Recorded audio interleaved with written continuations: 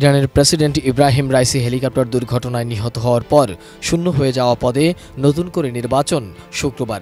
নির্বাচনের ঠিক আগের দিন এক প্রার্থীর সরে যাওয়াকে কেন্দ্র করে শুরু হয়েছে নানা আলোচনা। এখন নির্বাচনে থাকছেন কারা, শেষ মুহূর্তে কেনই বা এই ঘোষণা, এমন প্রশ্ন ঘুরপাক খাচ্ছে ইরানের মাটিতেও। ইরানের গার্ডিয়ান কাউন্সিলের তথ্য মতে দেশটির ১৪তম প্রেসিডেন্ট নির্বাচনে ৬ জন প্রার্থী প্রতিদ্বন্দ্বিতা করবেন। তবে নির্বাচনের আগ মুহূর্তে এক প্রার্থী পদত্যাগের ঘোষণা দিয়েছেন। ফলে নির্বাচনে প্রতিদ্বন্দ্বিতা করবে ৫ জন প্রার্থী।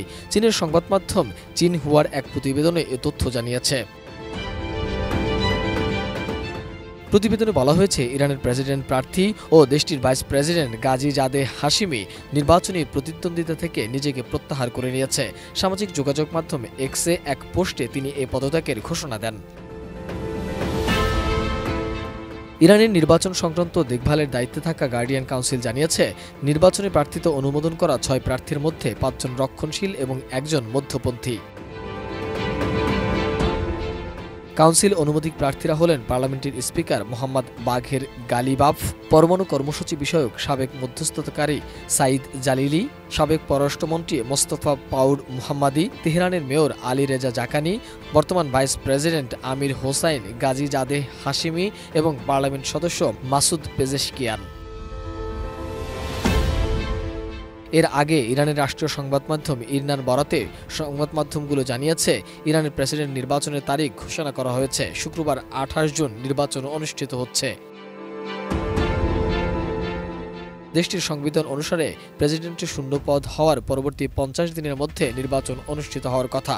ফলে দেশটির আগামী ২৯ জুনের মধ্যে নির্বাচন অনুষ্ঠানের বাধ্যবাধকতা রয়েছে।